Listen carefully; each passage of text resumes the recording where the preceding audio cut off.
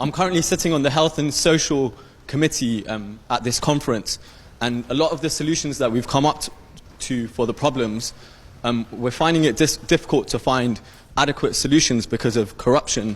Everywhere, every time we're looking for a solution, the problem is the corruption. So I'm just asking to see how are we going to get rid of this culture of corruption that is present all over Pakistan? Look, there are two types of people in Pakistan, two types of corruption. One are people who corrupt the system to make money, and the others, the majority, are corrupted by the system. So, the ones who have corrupted the system must be held accountable. That's the ruling elite. The ones who are corrupted by the system, you change the system and you can fight corruption. Shaukat Khanum is one hospital. I challenge anyone to find any corruption in the hospital. So it's by setting up systems.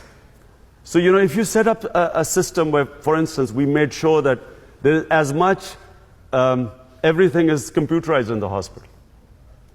Similarly, if you want to stop, in Pakistan, if you want, the biggest corruption is in the revenue department, make it e-government. In the United States, no one sees the tax man. So reduce the human contact. But most of all, so I'll go one by one. Number one, conflict of interest law. You cannot come into government and start building your factories.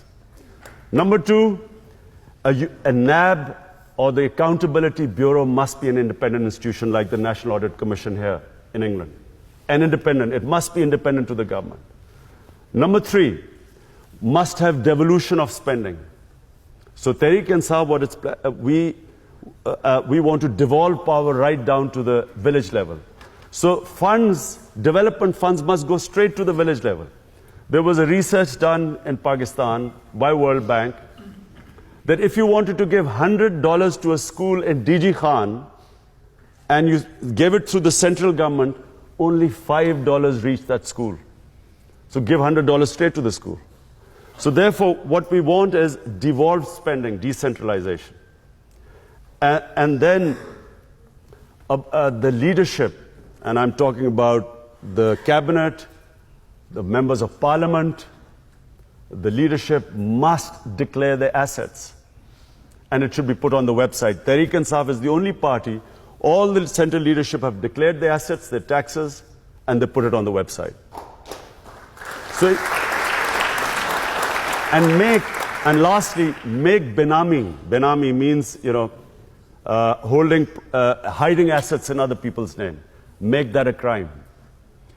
And what we have decided is, our party's policy is, and we learned this from, by the way, an incredible man called Nitish Kumar, Chief Minister of Bihar, who has revolutionized Bihar. Because he was honest, all the steps I'm telling you, he took those steps. And what he did was, and I invited him to my house, our senior leadership met him, we asked him questions.